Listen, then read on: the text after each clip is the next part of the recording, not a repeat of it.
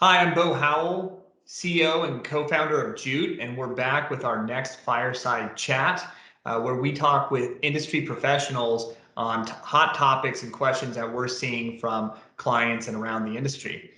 Today, I'm here with Attilio from Veneziano Partners to talk about Europe and some of the trends that are developing there that may be of interest to U.S. managers looking to raise capital in Europe. So, Attilio, welcome. Hi, Bo, and thank you for having me. So if I'm a US manager, I've never participated in the European market before, but I'm curious about getting started. What are some of the steps I can take to start positioning myself to launch products in Europe? I think that on the one hand, assets have always been on the rise in Europe, right? So there is this might be an interesting moment still to consider Europe. I think that the one piece of advice that I think it might be sound is, first of all, don't think that Europe works according to the same dynamics that you see in the US. This might be not the best way to start. And also there are a lot of we call them management companies in European language. So basically firms that take on the risk, the compliance related to the management of European funds or non-European as well. And so basically that could be very well a good way to start testing the waters, if you like, because these management companies, they were created partly because of IFMD, but also because there are experts who have been in this market for many years, and the upside for a US manager is just the one of being able to tap into local expertise, and at the same time, the structure of a management company allows for delegation of the portfolio management back to the manager in the US, and that is an element of comfort because they can concentrate on what they know how to do best, leaving the rest of the work and the worries to specialists on the ground. Yeah, and that's interesting. That's actually the most common scenario that I've seen with our clients, right, where they hire a management company. And I think for a lot of US managers, probably an easy way to think about that relationship is almost like an advisor sub-advisor relationship, right? Yeah. Where US manager is a sub-advisor focused on portfolio management, and the advisor manages a lot of the other operational aspects of the fund and the product. Yeah, no, exactly like this. And I think that it's one of the other things to consider is to be able to identify an audience first. And Right.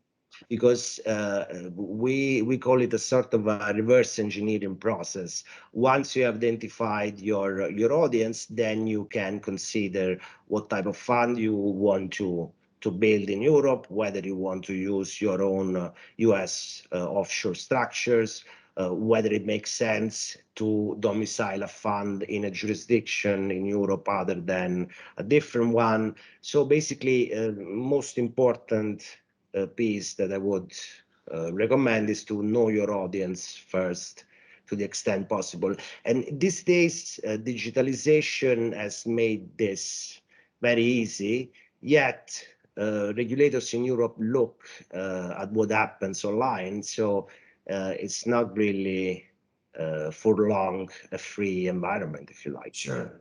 And is that something your firm helps clients with, is to kind of identify some of those possible distribution channels and partners? We do. We have a network of independent capital raisers we have been working with, and we introduce them to the clients who might want to see if there is appetite for what they do and what would be the best formula for matches to happen. And if I get to the point where it seems like I may have a distribution channel, I may have some initial seed investors, do you find certain jurisdictions within the US are easier to kind of tap into, or does it really just, is it on a product by product basis? I think that historically, the first places to where a US manager might look to, let's say, venture his European experience and European journey are the United Kingdom and Switzerland. Ironically, even though they are nested geographically in Europe, they are no longer part to Europe anymore, right? And the UK is very recent. Switzerland never was. I think that Netherlands is another relatively straightforward jurisdiction, and possibly the Scandinavian countries. Continental Europe seems to be, let's say, a step two once there is more understanding of the culture, the customs, the rules, and also when there is sufficient interest to build a European product. It seems to be, and it's historically very difficult to access certain domiciles like France or Italy or even Spain with Cayman Fund, for instance. So do you find a lot of the funds organized in a like Luxembourg or some other jurisdiction like that?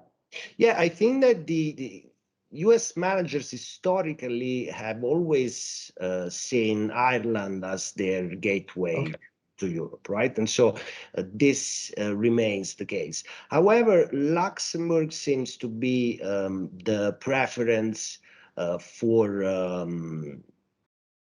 investors in continental Europe, right? And even though there is a little bit of a gap because Luxembourg speaks more French than it does English, I think that the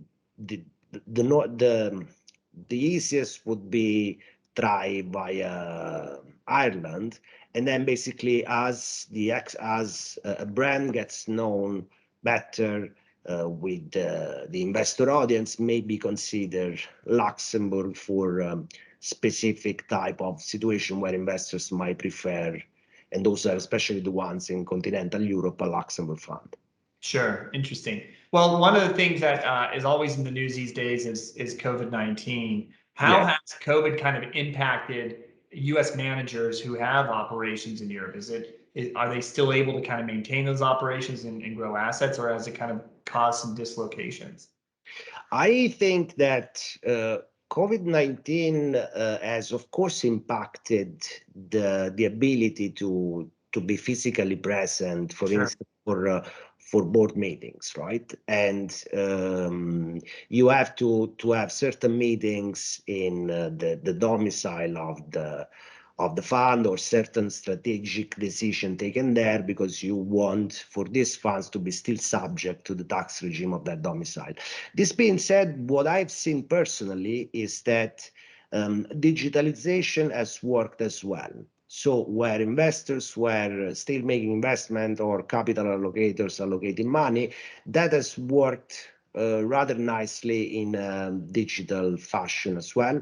I think that there is a lot of reliance on technology in Europe as well, and that's for all the compliance and the reporting. And so basically that isn't really an issue. I think that the next challenge will be accepting that also the digital space has boundaries, and it's something that regulators will look at rather than considering it Wild West, if I'm allowed the analogy. Sure, absolutely. Well, Attilio, this has been great. Any other closing thoughts for U.S. managers before we wrap up? I think that the one last thing that I saw is that there is increasingly interest in setting up crypto funds, and basically I don't think that the environment is as mature as we would want it to see in Europe. There are still discussions around whether the asset class can be considered as such from a regulatory perspective, or whether there are entities that would act as custodians for this asset. And I know that basically this is not a problem in the Cayman right. type of paradigm. And on the Cayman also, I have recently read again that most likely it might be included again in the list of countries that don't cooperate for tax purposes with Europe. And so that might pose in a few years down the line some issues with the ability to have these funds authorized for marketing in Europe. And so basically this is the rules of the game are by and large changing, and probably some of the things that US managers have been historically able to do would change accordingly. Sounds like we might have to have you back in the future then to talk about some of those Probably. changes. Would be my pleasure. Well, great. Thanks, Attilio. And thanks everyone for watching today. Stay tuned for more of our fireside chats. And don't forget to check out our blog for a series of posts geared toward US managers interested in expanding to Europe. Attilio, thank you again for joining me. Thank you. Bye. Ciao.